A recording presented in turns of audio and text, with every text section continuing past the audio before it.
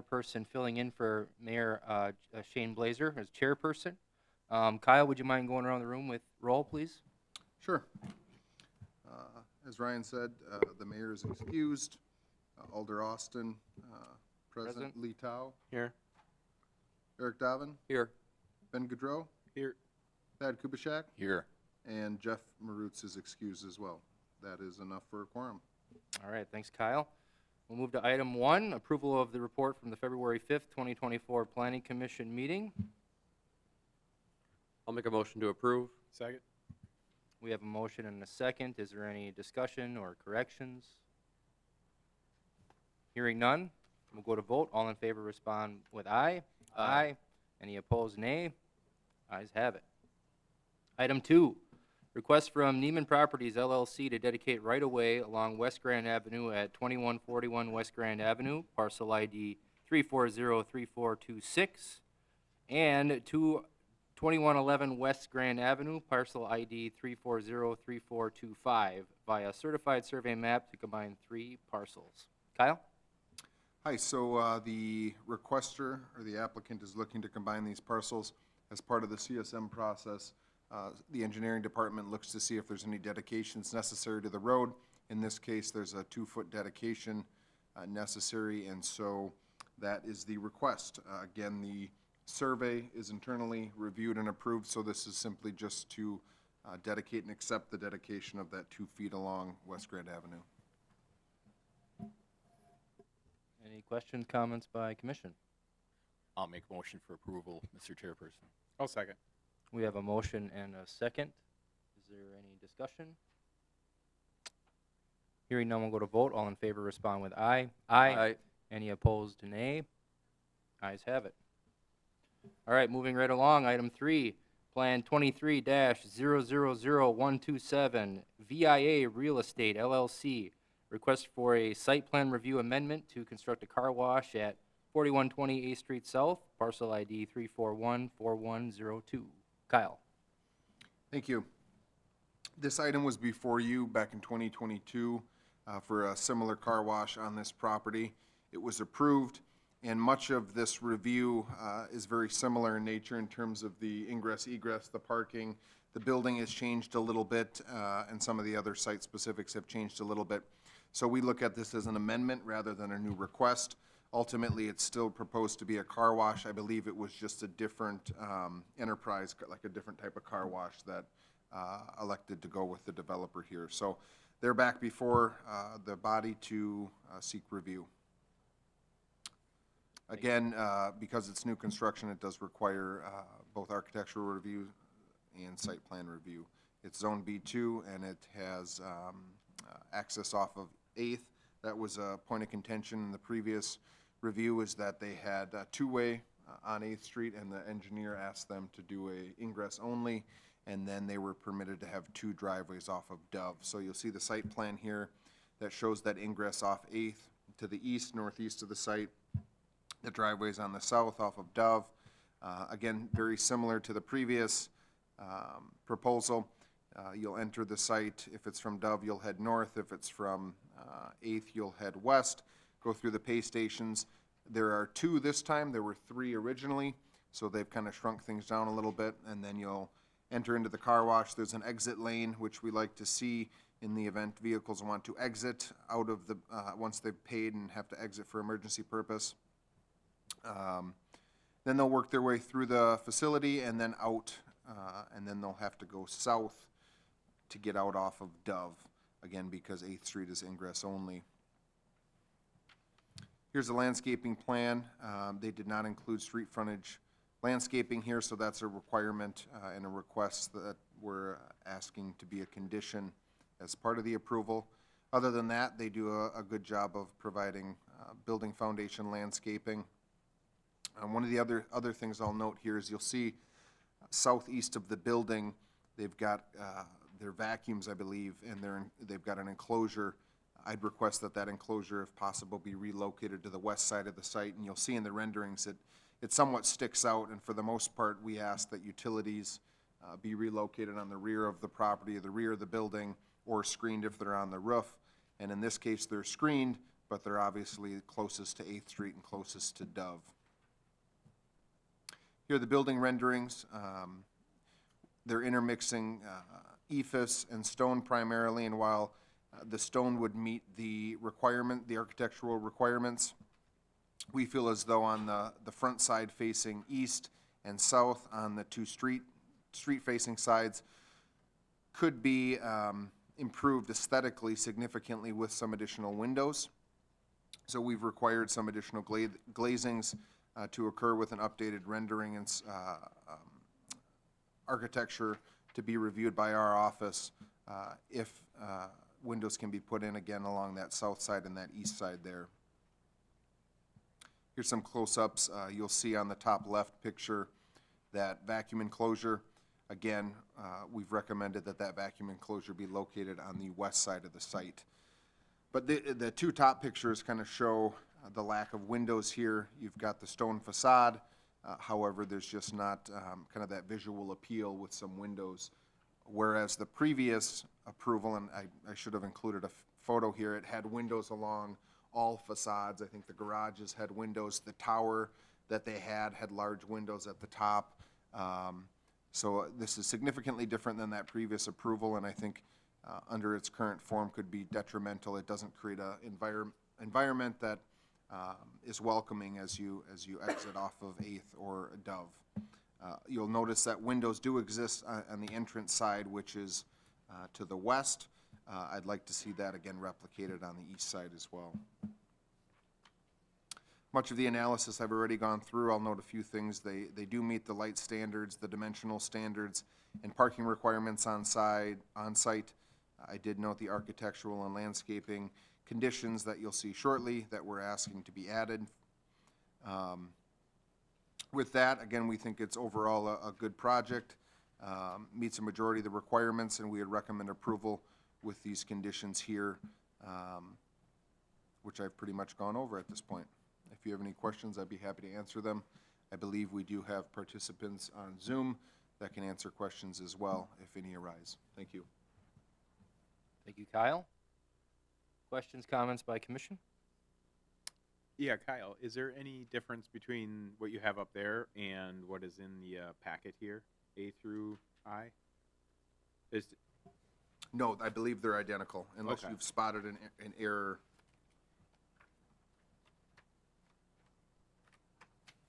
Yeah, I think the plan looks good. I can't believe it was 2022 that we last approved the last proposal.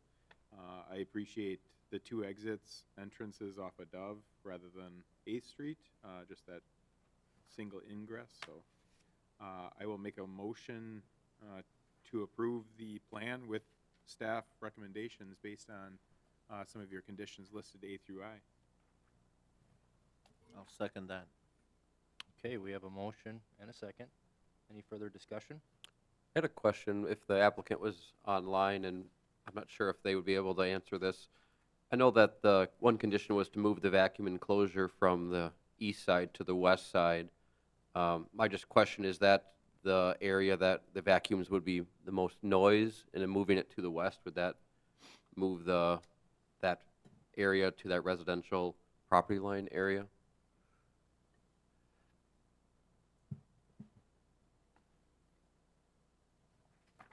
This is Brett Hart, Forward Engineering. Alan, I don't know if you want to take that one, but I will go ahead and answer. That was the intent, to keep the vacuum enclosure as far away from the residents as possible. While the screening does definitely dampen the sound, it's just anytime we abut residential, we just want to keep that back as far away as possible. Thank you.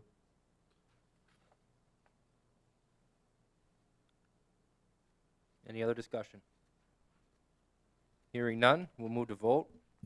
All in favor, respond with aye. Can I- Oop, go ahead, Kyle. I was just going to interject. Right now, the motion does include relocating the vacuum. So, Eric, if it's a concern, you'd have to either amend the motion or request an amendment or act on it as it is presented. Yeah, I'll let the motion go as it is. Okay. Okay, so all in favor, respond with aye. Aye. Aye. Any opposed, nay? Ayes have it. All right, moving on to item 4, Plan 23-000123, Matt Burrow, request for a site plan review to construct personal storage facilities on a portion of the parcel located at 1501 24th Street South, parcel ID 3409200. Go ahead, Kyle. Thank you. This is the culmination of a lengthy project here in terms of reviews and different approvals that have had to occur. It started about 3 months ago with a very similar request to do storage, and we ended up rezoning, the city ended up rezoning the property and approving a conditional use permit for that to happen. Prior to that, there was a zoning ordinance amendment that shifted storage as a conditional use in the B2 district. The last step in the process prior to building permits essentially is this site plan review process, and the applicant has provided much more detail as to how the site would be laid out, the buildings, ingress, egress, and so forth, and have included those in the agenda, and those are reviewed here. They have scaled it back slightly. I believe there were 12 buildings initially on their preliminary plan. They've scaled it back to about 10 buildings, and so that drops it to about 416 units within those 10 buildings. And they have identified the furthest most eastern portion of the site as an outdoor storage area. Previously, there were 2 additional buildings there. They've now requested that to be outdoor storage area. So that's the biggest change since the preliminary plan that you saw with the other requests. Again, as new construction, this requires that site plan review. You'll see here how the buildings are laid out, basically running from east to west, and they're stacked. You've got basically two different designs of buildings. You've got, I guess would be north and south garage faces, and then you've got single stall on the very southern portion, the very northern portion. So again, it makes use of all the drive aisles and the accessibility around those structures. We do feel as though accessibility is met here. Landscaping is met. There needs to be a survey done of the existing trees that are proposed to remain on the west side of the site, and so we are asking for an updated landscaping plan. I'll also note in terms of landscaping, you won't see any building foundation landscaping here. The ordinance identifies that businesses and manufacturing uses, occupied structures, require that foundation plantings. Because these storage units are unoccupied, they're unheated, they don't have windows, right? Part of landscaping is to assist with providing shade and aesthetics for the occupants and patrons within the building. We've determined that building foundation landscaping would not be required in this instance. So you don't see it here. They haven't proposed any, but they do a really good job of screening the entire site. They're doing buffer yards on the north, south, and east, and leaving, again, a very large contingent of existing trees on the west side to screen a majority of the project. They also, I believe, around the retention basin are going to be seeding it and putting some invasive plants in there too, so that'll aid in screening the site. Likewise, similar to landscaping, the architectural standards also are required for occupied structures. Businesses and manufacturing specifically are called out. While this is a business, I think the intent of the ordinance was a business that has patrons coming and going within the facility, that's facing, a thoroughfare like 8th Street that has parking again and people out front. So we've determined that, again, the architectural standards that require a certain amount of stone and decorative materials would not apply in this instance as well, along with several other of those standards that talk about utilities, windows, and so forth. So from this point of view, there's not a whole lot of architectural standards that would come into place. They don't need refuse on site, so there's no refuse screening here. So we would recommend, approval of the architecture and the landscaping. Those are the main concerns that staff have identified here. With that being said, we do find it's a good development. We really like the screening, as I noted previously, and we'd recommend approval with these 7 conditions here. Thank you, Kyle. Mr. Chairperson, if I may. Mr. Uh, Kudyshak. Kyle, do we have, and I guess it doesn't matter in terms of the vote, is there a ballpark valuation that was estimated for this yet, or does that come later? Yeah, we don't have a ballpark valuation. Typically, it's not a review criteria. When they pull a building permit, we will ask for value, construction value, so we'll have numbers on file during the building permit process. But that also doesn't mean that's what it's gonna assess at either. Thank you. Any other questions by commission? We do have members in the audience as well that are representing the project. I just had a question about the outdoor storage. Is the gravel there, is that approved? We can have that, or does that need to be paved? So that was another interpretation on my part that I've deemed as not being required. We have residential standards that are very clear on hard surfacing. You're allowed to park one trailer on a residential property off, what would be off hard surface. When you get to commercial uses, parking lots, it notes have to be hard surface, so anywhere you're parking vehicles. But aside from that, it doesn't really identify requirements for, and aisles, I'm sorry. Anywhere a vehicle's, driving around a building or parking needs to be hard surfaced. And likewise, there are certain uses, you think of truck uses and other, uses where storage uses for tractor trailers and things that don't, like manufacturing, don't have the hard surface requirements because it would almost be detrimental to the use. So we've determined that that does not have to be hard surface, but it does have to be screened. We require that in the supplemental standards for the storage use, that any outdoor storage have to be screened fully, and we're recommending that it be screened with an 8-foot high fence, just thinking that there might be, tall pull-behind fifth-wheel campers or something in there, and, those can exceed easily, higher than 8 foot even. So we'd like to see at least that portion of the fencing be 8 feet in height. Thank you. I would recognize the applicant if they would like to speak. If you guys have anything to say, you can approach the podium, turn the microphone on, identify yourself, and provide any comments. Hi, I'm John Kastner, civil engineer for the project. So if you have any questions, let me know. But I think we've walked through the project the last 3 months and have enjoyed the process, so looking forward. Any questions? Okay, thank you. Thanks. What are commission's wishes?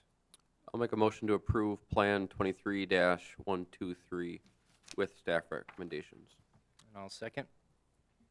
Any further discussion? Hearing none, we'll go to vote. All in favor, respond with aye. Aye. Any opposed, nay. Ayes have it. Moving on to item 5, Plan 24-000100, Consolidated Water Power Company.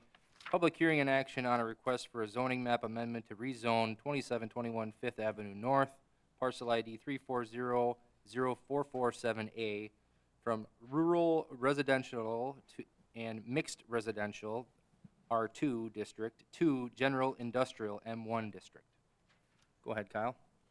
If it's okay with the commission, I will speak to items 5 and 6 jointly. They do go together. I do want to just note, Ryan, that they will have to have separate public hearings because they're separate items, so we can't consolidate those. But in speaking of both requests, they're separate for a couple of reasons. The applicant has requested to rezone a larger portion here shown on the site plan, and there were a couple railroad parcels to the south, as well as a city parcel off West Riverview Expressway that also were zoned the rural residential. And to create consistency with zoning, right, because you never really want to zone something off in an island by itself, those parcels are recommended by myself to be rezoned to create that consistency and carryover of the zoning without creating an island. So you've got the applicant's request, which is a single parcel, and then the second request, I as the city, have made for the other 3 parcels, one of which is city-owned, the other 2 are owned by Canadian National. Again, with that being said, as the item indicates, all 4 parcels are currently zoned RR, which is our rural residential district, and the requests are asking for it to be rezoned to M1, our general industrial district. When we review the zoning map, you can see here the main parcel and then the 3 that have arrows pointing, and all of them are in green. But you can see to the south, there is both general industrial and heavy industrial zoning. And so again, a rezoning would create that consistency of those zoning districts. When we reference the comprehensive plan with any rezone, we like to see consistency also with the comprehensive plan. And in this case, you'll notice that the purple is identifying it to develop in the future as industrial. So a rezoning from rural residential to industrial is consistent with what we want to see as planners for the area. And that's a requirement under state statute that those rezonings are consistent with the local comprehensive plan. In this case, it is. A further analysis of the surrounding zoning uses, and again, the comp plan are all in line, and we feel as though, again, they're all consistent with the overall land use and vision. For this parcel in the greater area, I think eventually we'd see additional industrial zoning tied to this parcel probably occur over time also, which again is consistent. One other thing that I'll note is right now, there's a couple of buildings that are on the property, the Quipco property, that are non-conforming because the zoning district doesn't permit the use. So in rezoning to M1, we are creating conformity with those uses and those buildings, which is a good thing. With that being said, we're recommending to approve both items 5 and 6, which are the rezoning from RR to M1. Thank you, Kyle. We will move into the public hearing for item 5, that is Plan 24-000100. I will ask 3 times for anyone that wants to speak in favor of the plan, and 3 times for anyone that wants to speak against. If you do speak, please state your name and address, and make sure the green light on the microphone is on. So, is there anyone that would like to speak in favor of Plan 24-00100?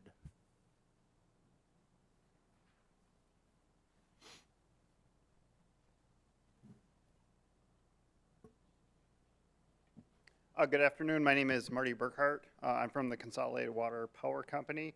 Speaking in favor of this motion, Kyle mentioned the 3 buildings that we've got on the site. We've also got a 46,000 volt industrial substation. We feel this rezoning with that substation and those buildings, further provide that conformity. We're currently in what we'd like to further utilize these buildings for fabrication and repairs to our 5 dams up and down the Wisconsin River. So just wanted to thank the committee for your consideration. Thank you. Is there anyone else that would like to speak in favor of the plan? And third and final time, anyone that wants to speak in favor?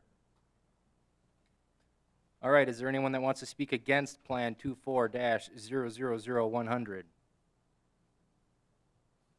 Anyone that wants to speak against the plan? Third and last time, anyone that wants to speak against? Seeing none, we will close the public hearing. Commission, questions, comments?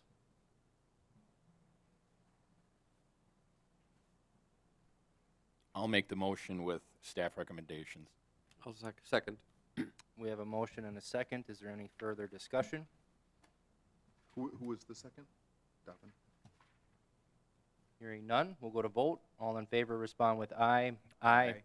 Any opposed, nay? Ayes have it. All right, we'll move to item 6. Plan 24-00130, City of Wisconsin Rapids, public hearing and action on a request for a zoning map amendment to rezone 3 unaddressed parcels at the southwest intersection of 5th Avenue North and West Riverview Expressway, parcel IDs 3400440, 3400454, and 3400333 from rural residential district to general industrial district. Kyle, anything to add? Nothing. Okay, we will go right to the public hearing.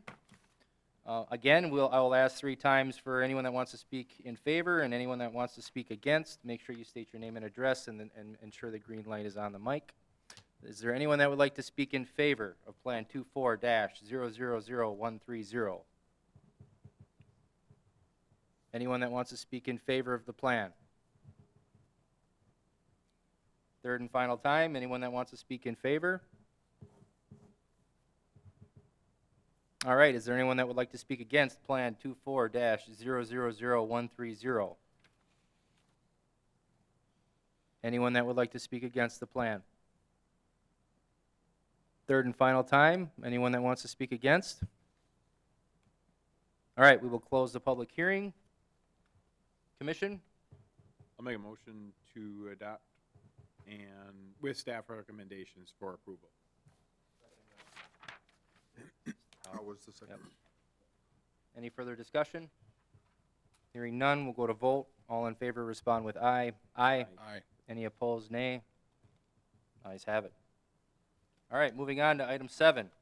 Plan 24-000131, City of Wisconsin Rapids, public hearing and action on a request to amend Chapter 11 zoning ordinance, Appendix B and Appendix C, specifically relating to twin home, zero lot line development standards, to clarify lot size, setbacks, and other requirements for the use. Go ahead, Kyle. Thank you, Ryan. Our code currently identifies a few different two-family developments. Two-family meaning that typically it's a duplex. Duplexes can exist on one lot. Typically they're rentals. They also exist as what's called zero lot line or twin homes, where you have a common wall that separates each unit, and they can be owned separately. So half the home is owned and on one lot, the other half is owned and on one lot. Within our R2 and our R3 zoning districts that permit duplexes, we identify 10,000 square feet per lot.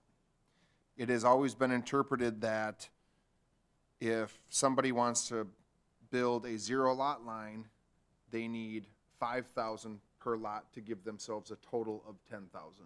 But it's not clear and evident in the code that that's the case. As we've reviewed this further and while we've made that interpretation, we've looked at previous projects. There are a couple zero lot line duplexes down by Rosewood subdivision that have 5,500 square feet per lot. And I think we just need to clarify this in our zoning code, so when developers are looking at it, it's clear to them that they need the 5,000 per lot for a zero lot line duplex.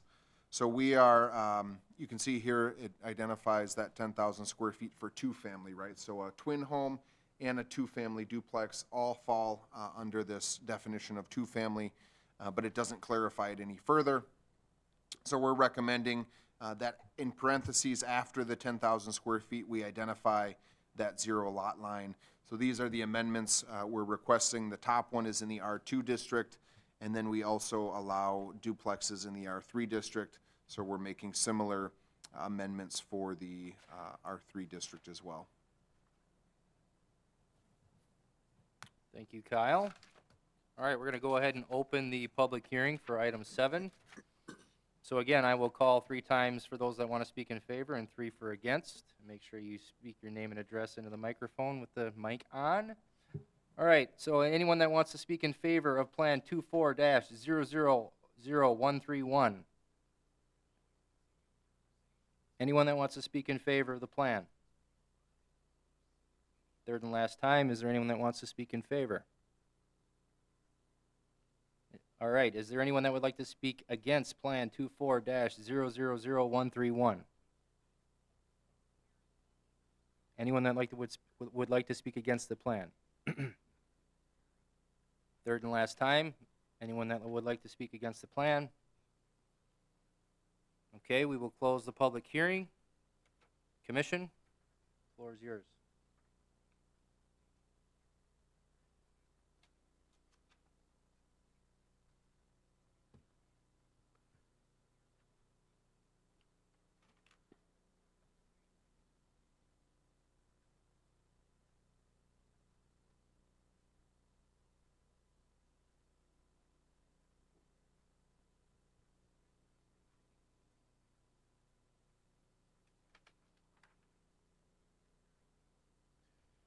I'll make a motion to approve the amendments as proposed by staff